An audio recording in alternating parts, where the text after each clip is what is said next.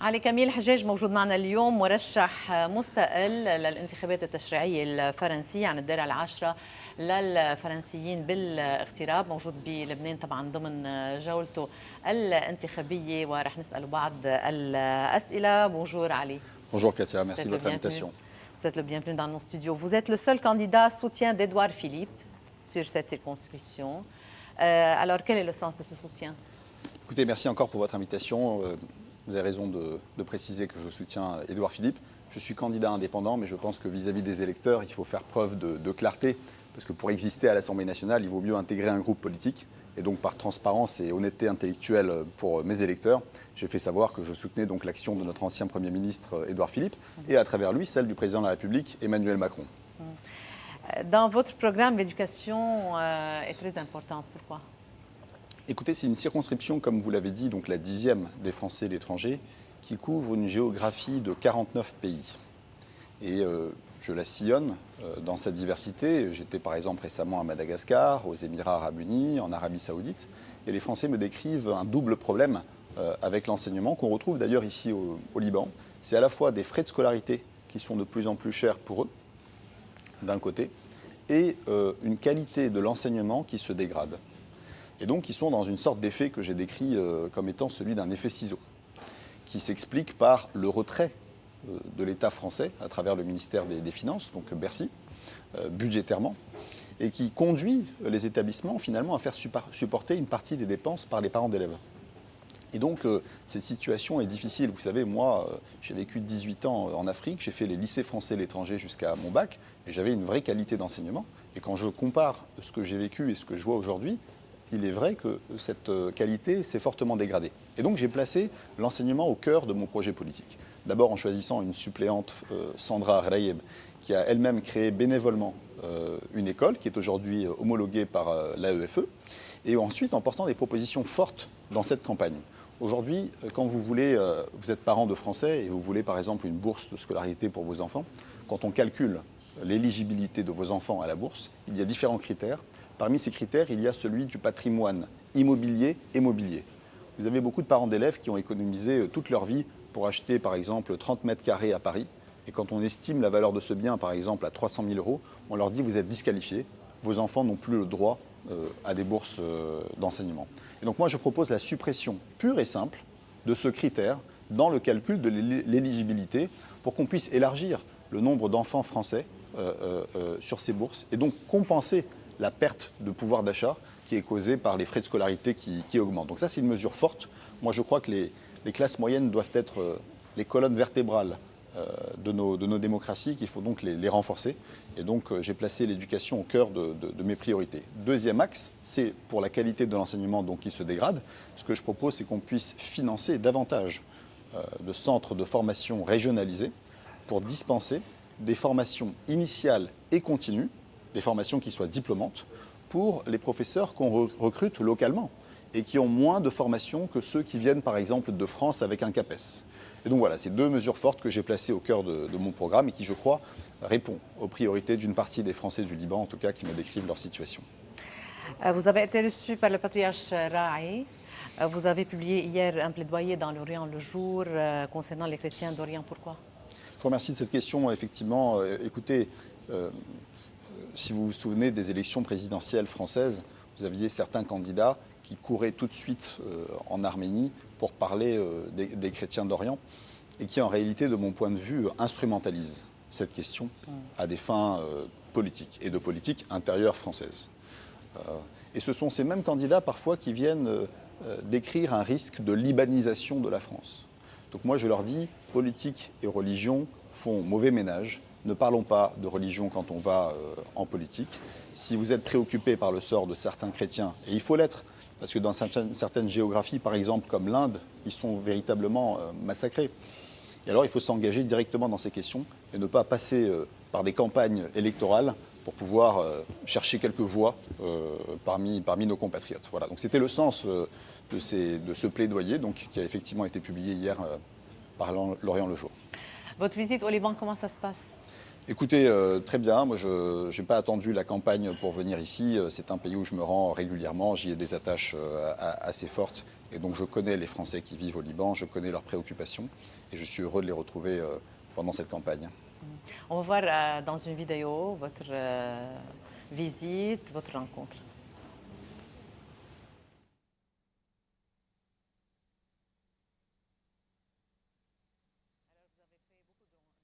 Au Liban, parlez-nous-en.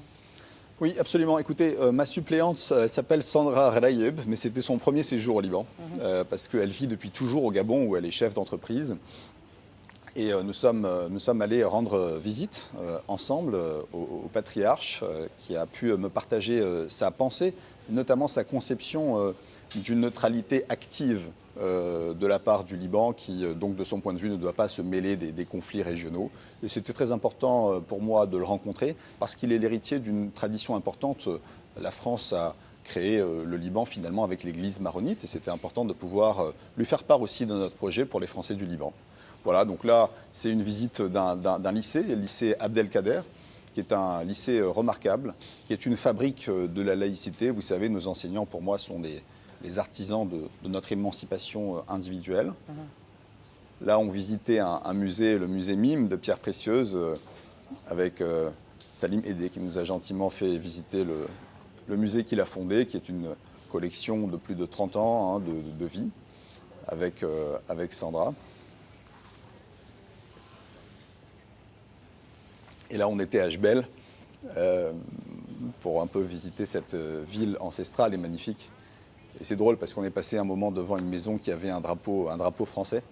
Et on s'est invité, là vous le voyez bien, chez des habitants qu'on ne connaissait pas du tout et qui ont eu la très grande gentillesse et générosité de nous accueillir chez eux à la maison pour parler de la France.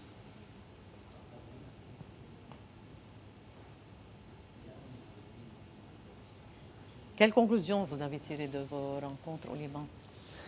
Écoutez, dans Français du Liban, il y a Français, mais il y a aussi le Liban. Et la situation est bien sûr très difficile dans le pays. Et donc ça affecte beaucoup de nos compatriotes qui ont, pour certains, pour beaucoup d'entre eux, des difficultés à avoir des médicaments, qui ont par exemple leur épargne, parfois l'épargne d'une vie, qui est bloquée dans des banques, et qui ont une demande d'ingérence, finalement, vis-à-vis de la France, pour pouvoir solutionner ces problématiques. Et donc je pense que c'est important pour eux qu'ils puissent être représentés à l'Assemblée nationale par quelqu'un qui connaît ces difficultés et qui voudra se battre. Vous savez, moi je suis avocat de métier, et ce que je leur propose dans cette campagne, c'est d'être l'avocat bénévole de leurs difficultés à l'Assemblée nationale. Voilà ce que je tire. Donc là, c'est un rassemblement de Français qu'on a eu dans un restaurant de la capitale. Voilà, donc les préoccupations sont... Voilà, 49 pays, vous imaginez, hein, donc on n'a pas tout le temps les mêmes préoccupations selon qu'on vit à Madagascar, ou qu'on vit au Liban, ou qu'on vit au Gabon. Il y a des spécificités parfois très nationales, et le Liban en contient un certain nombre. Quelles sont les questions fréquentes que les Français au Liban vous posent? Beaucoup d'entre eux ont une attente très forte vis-à-vis de la France. On voyait tout à l'heure les images, j'ai rendu visite à l'association des familles de victimes de l'explosion du port. Ce qu'elles me demandent, c'est qu'elles veulent que la France vraiment intervienne, pèse de tout son poids pour obtenir une justice après ce qu'ils ont pu vivre. Et c'est difficile parce que c'est des moments d'émotion très fortes. Moi, je suis candidat à une élection législative française. Je suis très respectueux d'abord de la non-ingérence et en même temps de la séparation des pouvoirs exécutif, législatif, judiciaire. Donc je ne peux pas faire des promesses n'importe comment, mais en même temps, il y a des attentes qui sont très fortes et qu'il faut pouvoir adresser. Donc l'engagement, moi, que j'ai pris, celui-là, je peux le prendre, c'est d'être le relais fidèle de leurs préoccupations vis-à-vis de nos autorités. Ça, je peux le faire. Et pour moi, ça, c'est le rôle d'un élu qui a un ancrage dans un territoire. Je le dis aux Français que j'ai rassemblés. Ce que je souhaite, c'est aider le président Macron dans des géographies dans lesquelles j'ai cet ancrage-là. C'est ça. Et pour vous, la politique générale de la France, c'est un soutien au Liban? Mon opinion sur la politique générale de la France? Écoutez, la France, oui, elle a une tradition fidèle, j'allais presque dire de fraternité avec le peuple libanais.